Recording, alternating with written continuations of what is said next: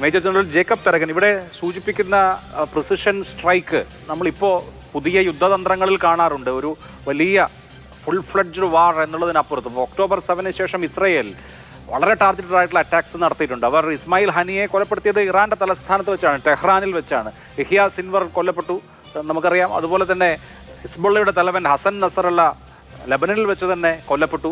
വളരെ ടാർഗറ്റഡ് ആയിട്ട് ലക്ഷ്യവേദിയായിട്ടുള്ള ആക്രമണങ്ങൾ ഇസ്രായേൽ നടത്തുന്നത് കണ്ടു. ഞാൻ രണ്ട് പൊളിറ്റിക്കൽ കോൺട്രാസ്റ്റുകളെ ഒരുപോലെ ആക്കുകയോ താരതമ്യം ചെയ്യുകയോ അല്ല. പക്ഷേ ഈ ആധുനിക കാലത്ത് എങ്ങനെ കാര്യങ്ങൾ ഡീൽ ചെയ്യണമെന്നുള്ള ചില സംഭവങ്ങളുണ്ടല്ലോ. അപ്പോൾ അപ്പുറത്ത് ഹഫീസ് സയ്യിദ് എത്രയോ കാലമായി ഇന്ത്യ വിരുദ്ധ പ്രൊപ്പഗണ്ട നടത്തുകയും ആ തീവ്രവാദ നെറ്റ്വർക്കിൻ്റെ അധ്യക്ഷം വഹിക്കുകയും ചെയ്യുകയാണ്. അപ്പോൾ ഇന്ത്യയെ സംബന്ധിച്ച് ഹഫീസ് സയ്യിദിനെ പോലെ, സൈഫുള്ള കസൂരിയെ പോലെയുള്ള ഭീകരവാദ നേതാക്കൾ പാകിസ്ഥാനിലെ ഹൈഡൌട്ടുകളിലുണ്ട്. അവർക്ക് പാകിസ്ഥാന്റെ സഹായം നിർലോഭം കിട്ടുന്നുണ്ട്. അവരുടെ ലൊക്കേഷൻ എവിടെ തുടങ്ങിയ കാര്യങ്ങൾ സ്വാഭാവികമായി മാറുന്നുണ്ടാവും. എങ്കിൽ പോലും കൃത്യമായി ഈ ഭീകരവാദത്തെ നയിക്കുന്ന ആളുകളുടെ തല പോകാതെ ഭീകരവാദം അവസാനിക്കില്ലല്ലോ. വെറുതെ ഒരു ആക്രമണം എന്നുള്ളതിനപ്പുറത്ത് വളരെ ടാർഗറ്റഡ് ആയിട്ടുള്ള ആക്രമണത്തിലേക്ക് ലോകം ഉറ്റുനോക്കിക്കൊണ്ടിരിക്കുകയല്ലേ? അതിന് സമാനമായ ഒരു സ്ട്രാറ്റജി പ്രതീക്ഷിക്കണോ? അഭിലാഷ്, താങ്കൾ ചോദിച്ചത് വളരെ വളരെ ഇമ്പോർട്ടൻറ്റ്, വളരെ പ്രാധാന്യം അർഹിക്കുന്ന ഒരു ചോദ്യമാണ്. ഞാൻ അതിനൊരു ഉത്തരം ശകലം മാറി നിന്ന് പറയട്ടെ. ഈ നടന്ന ടെററിസ്റ്റ് അറ്റാക്ക് എന്തിനു വേണ്ടി ആയിരുന്നു എന്നാണ് നമ്മൾ ആലോചിക്കുന്നത്. ഇത് കേവലം ഇവിടെ മതസ്പർദ്ധ ഉണ്ടാക്കാൻ വേണ്ടി മാത്രമല്ല, അതൊരു ടാർഗറ്റാണ്.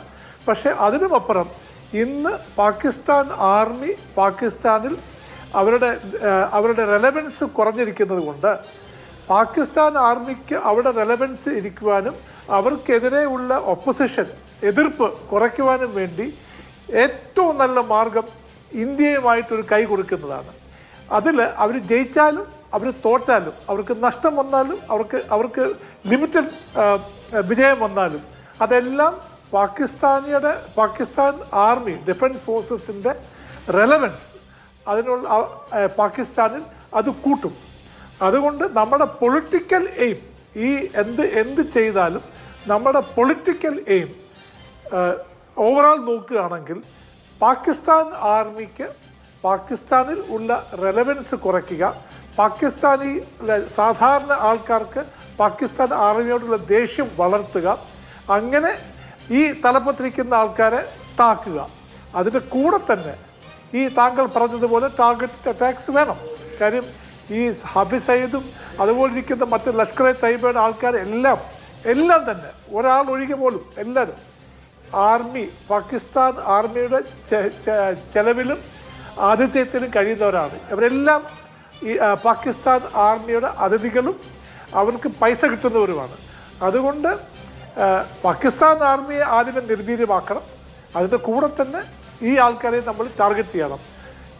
എവരെ ടാർഗറ്റ് ചെയ്താൽ ടെററിസ്റ്റ് ലൈൻ നിൽക്കും. പക്ഷേ ആർമിയെ ടാർഗറ്റ് ചെയ്താൽ fountain head of terrorism in the world today, ലോകത്തെ ഭീകരതയുടെ ഫൗണ്ടൻ ഹെഡ് എന്ന് പറയുന്നത് പാകിസ്ഥാൻ ആർമിയാണ്.